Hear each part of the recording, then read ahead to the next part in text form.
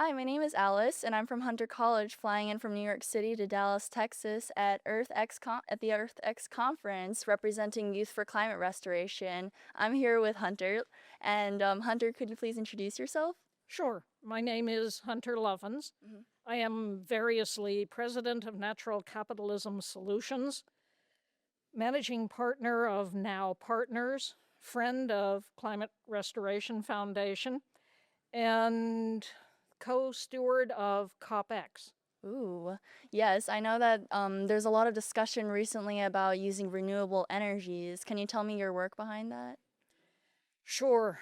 Years and years and years ago, long enough that if I were any damn good, we'd have solved this problem. Oh, We showed that even back then, the available commercial renewables were cheaper if what you want is to have the services that energy delivers to you. I mean, mhm. you don't want a lump of coal. You wouldn't know what to do with a barrel of oil. You don't want energy. What you want is cold beer, hot showers, industrial shaft power, the ability to gain access, to move around. Mhm. The best way to get those services is, first of all, to use the energy we already have much more efficiently, and then to get whatever new that we need from renewables. Wind, water, solar, as Dr. Mark Jacobson has shown. Doing this, as the Goldman School out at Cal Berkeley showed, by 2035 would save the U.S. economy $1 trillion a year. Mhm. This is just cheaper, better, faster. Renewables are winning in the marketplace. Really? Depending on where you are, something like 80 to 90% of all new capacity around the world is renewable. We're just not building the other stuff. Why? Renewables are cheaper, Mhm. they're faster. And when you have them, the energy that you have is much more resilient, secure. If what we care about is homeland security, personal security, they're better. Some years back, I came into a little pool of money and I said, right, we're putting solar on the ranch.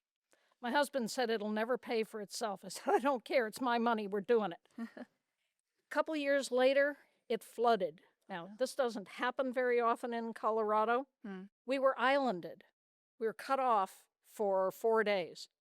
Well, we weren't. We had electricity from the sun. So our freezer worked, our refrigerator worked, our stove worked, the internet worked, Wow. life worked Yeah. because we had solar. My Mhm. husband said I get the business case. Ha. Wow. Yeah, you showed him. Yeah, you're Well, the definitely. sun showed us. Oh. Hmm. And so since then, we put in a heat pump. Uh-huh. So it gets cold in Colorado. Mhm. Well, not in the house. The heat pump keeps it comfortable year round. Again, he said, I don't want a heat pump. So we're doing a heat pump. Mhm. It also delivers air conditioning. Oh. But how long did it take to manifest that energy for to supplement air conditioning? It's run off the sun. Right. What part of free don't you understand? I understand that, but when it comes to solar energy, I understand that it only really seems to be strongest at certain parts of the world, whereas other parts might have more shade or cloudy If weather. you live north of the Arctic Circle, it doesn't work that well, in which case you would want to do wind Hmm. or geothermal or various other forms of renewable energy. But Mhm. for just about everywhere that people actually live, Mhm. wind, water, solar is a superior way of delivering the services that we want and need. Right. So it sounds like we basically have all the resources and it's just needing people to act upon them, right? This is half the solution to the climate crisis. Oh. The other half, Mhm. there is an elephant in the room. Yep, there he A is. trillion tons of legacy CO2. Mhm. This is the pollution that we have put up into the atmosphere by burning fossil energy. Mhm. That is what's driving global warming. So wind, water, solar keeps from putting more up there. It doesn't do anything for the stuff that's already there. Yep. What do you do with that? There are an array of solutions. Foundation for Climate Restoration is fond of ocean iron fertilization. Use the downwelling eddies that occur around the Earth put iron into the ocean the way nature has done for millennia, and it takes carbon down in, it fertilizes the phytoplankton that build these little calciferous shells, calcium carbonate. The carbonate is carbon, Mhm. pulls it out of the air, out of the sea, takes it to the bottom, and thereby sequesters it. My current favorite is regenerative agriculture. Tell The me more about world's that. grasslands Mhm. are the second largest carbon sink after the oceans. When plant puts down roots and something eats it, the roots slough polysaccharide sugar that feeds the microbiological community, particularly the mycorrhizal fungi in the soil, which mineralize carbon. The carbon is what the plant brings down by photosynthesis, the sugars, manure, trampling biomass. Right. Scientists named Greg Retallick showed that 60 million years ago, the Earth was at 1,000 parts per million concentration of CO2. Oh, When humans evolved, it was at 280 parts per wow. million. Where'd the carbon go? What Retallick showed was it went into the soil because around 30 million years ago, there evolved these little grazing animals that nibbled the grass at the edge of the forests. Oh, at 1,000 parts per million, Mhm. the Earth is carpeted in trees. So Wow. planting trees is great. I like trees. Uh-huh. It won't solve the climate crisis. Hmm. But the spread of the grasslands as these little grazing animals, in that case pre-horses, then ultimately the vast herds of bison, saiga antelope, wildebeests in Africa, put the carbon into the soil. We can do that again. If you manage cattle, goats, pigs, sheep, chickens, the way that nature managed the big herds, Uh-huh. dense packed because of predators. Now we use electric fencing, Mhm. opening and closing water holes. There's high tech. A company called Fencing, company called Halter puts collars on cattle Okay. that buzz when they get near to where they don't want them to go, so Mhm. they stay where you want them. Mhm. Then you change the algorithm and the cows move off to the new pasture. When you do this, the grasslands respond by pulling carbon out of the air, putting it into the soil. The mycorrhizal fungi mineralize it. Mhm. You are decarbonizing the planet profitably. Yep. Ocean fertilization may be able to do this at vast scale, very costly. Oh. Regenerative agriculture does this at vast scale profitably. Yay. And my company, Natural Capitalism Solutions, capitalism's our middle name. If I can show you we can do this profitably, it's going to happen. Wow. That says a lot. Yeah. Um now for those who live in urban areas, which are known to have a more condensed population, some may not be able to relate as much to regenerative agriculture. So what can they do to help? Ask when you buy food, how was it grown? Oh. Dr. David Montgomery has shown that regeneratively grown grains, vegetables, fruits, meats have higher nutrient density. So if what you want is more value for your dollar, healthier food, you will buy regeneratively grown food.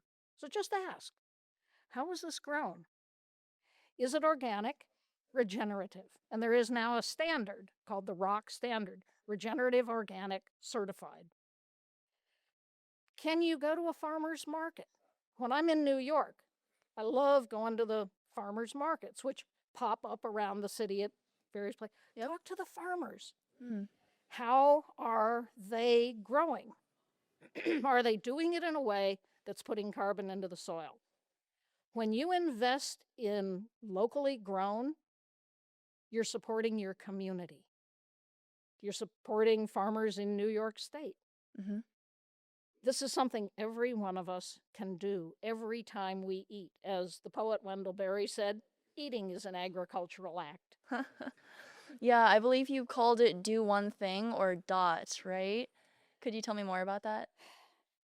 A few years back, I came into a small amount of money, and my husband said, "Great, you can retire." And I thought, oh. So I asked myself, you add up everything I've ever done.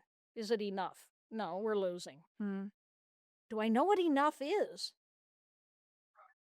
Maybe would some Then people why go down the road? uh-huh. Why burn carbon, traveling, speaking? So I said, all right, I'll hang up my spurs. I'll stay home, ride my horse, watch an eagle fly. I live on a beautiful ranch in Colorado. Wow. I was asked to go on one last trip. Uh-huh. Ran into a man, very senior UN official, who said the UN can never solve the climate crisis. This is the pin from Kyoto. That was COP3, Oh, Conference of Parties. This is the pin from Belém. That was COP30. wow. That's 30 years of talk. Right. And in that time, emissions have doubled. Wow. The UN's not solving the problem. And that's what this Hmm. guy said.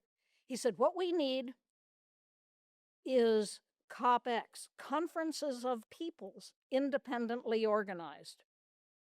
People everywhere implementing the known solutions. As I said, we know how to solve the climate crisis.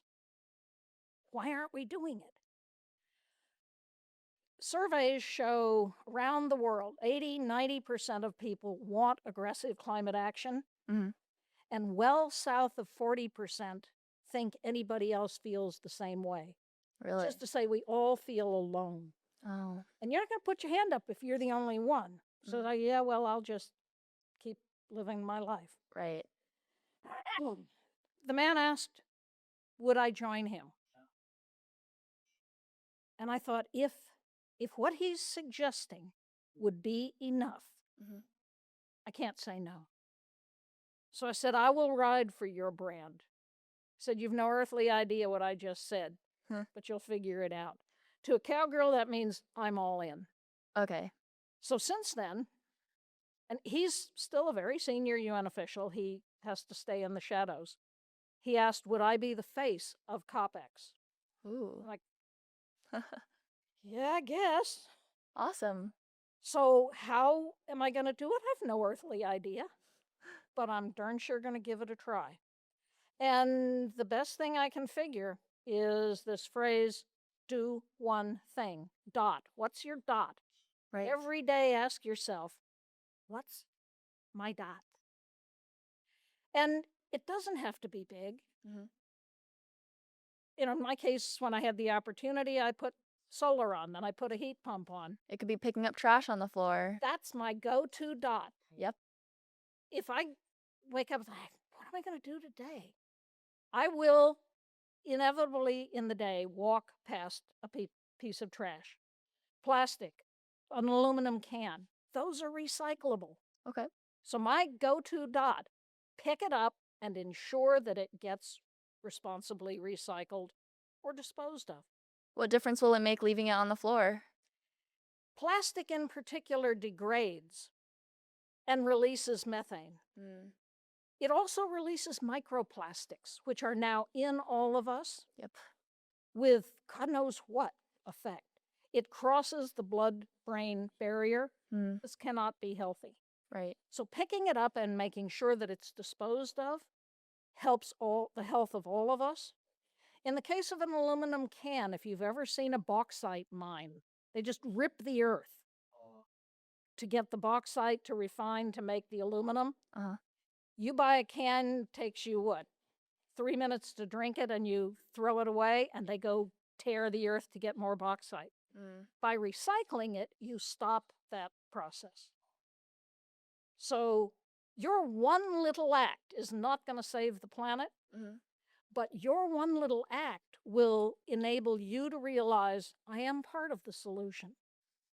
What can I do? I'm just one person, said 8 billion people. If we act together, we can solve this. Wow. And so I just wanted to finish us off with the basis of Youth for Climate Restoration's mission is reaching net zero by 2050. Do you think that's possible? Yes. Why? Again, if you just look at the numbers, net zero is dead easy.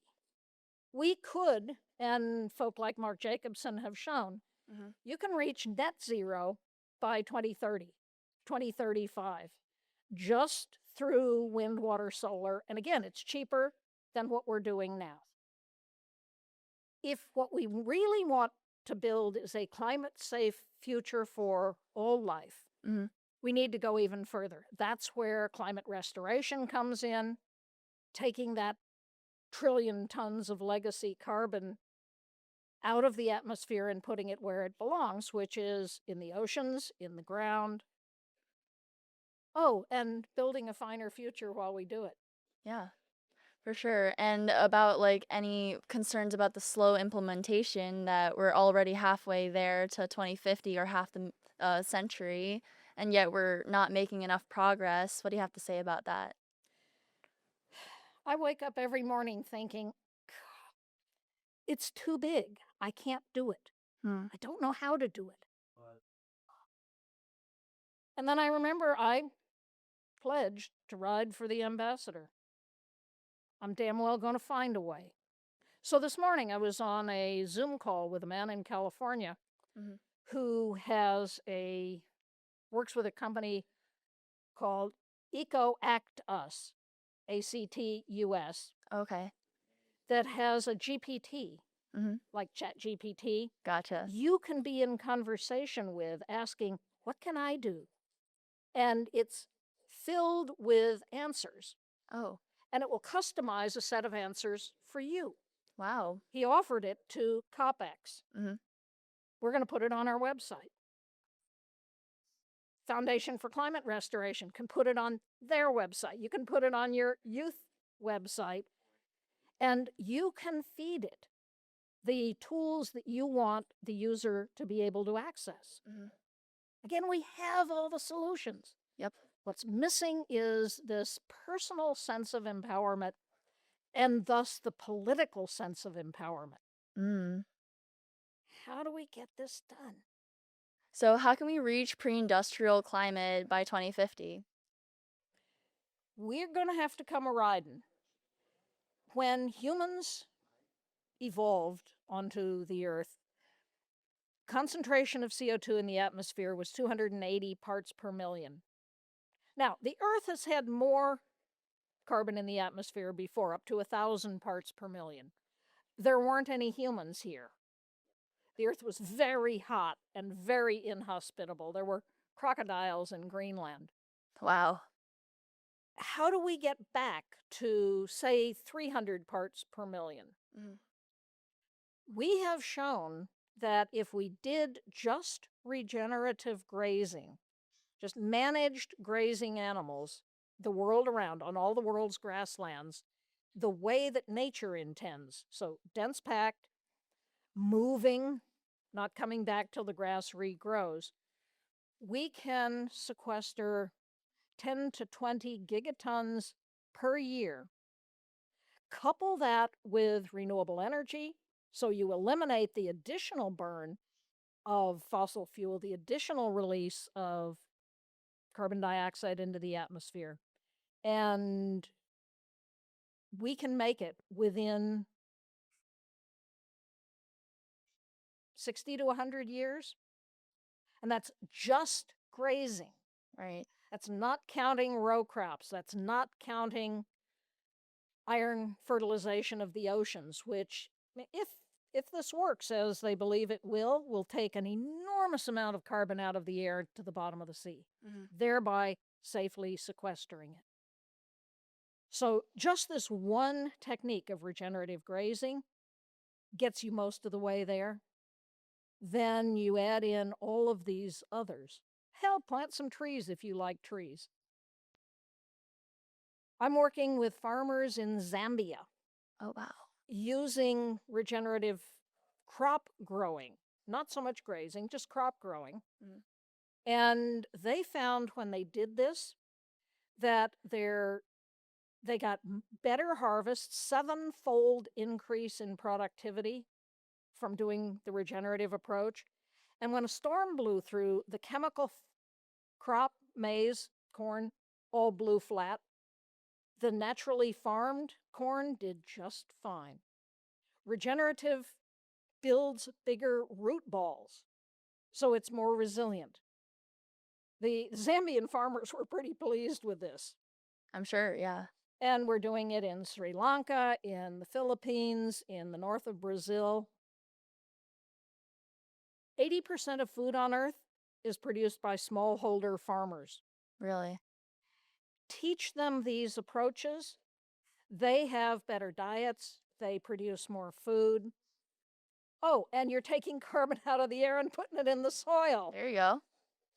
So we have so many approaches that we can use. I'm convinced we can make it by 2050. Awesome. And again, this is your future we're talking about. I'll be safely dead, but you won't. So when you have the option, what are you buying for dinner? Ask for regeneratively grown food. Or how about in layman's terms? Organic, Yep. locally produced, Mhm. but farmed in such a way that you're putting carbon into the soil. That's what, from a climate standpoint, that's what really matters, is the carbon going into the soil. If it's regenerative, you know it is. Mm. And increasingly, farmers are badging their food regeneratively grown. Now, you do have to be a tad bit careful. Monsanto, the chemical company, is saying, oh, we're a regenerative company. And no, they're not. Huh. Oh, okay. No, they're not. I'll keep that in mind. Keep that in mind. So talk to a local farmer and ask them, what practices are you using? And go to a farmer's market or look for ROC certification, regenerative organic certification. Then Got you can be pretty confident that it's putting carbon into the soil.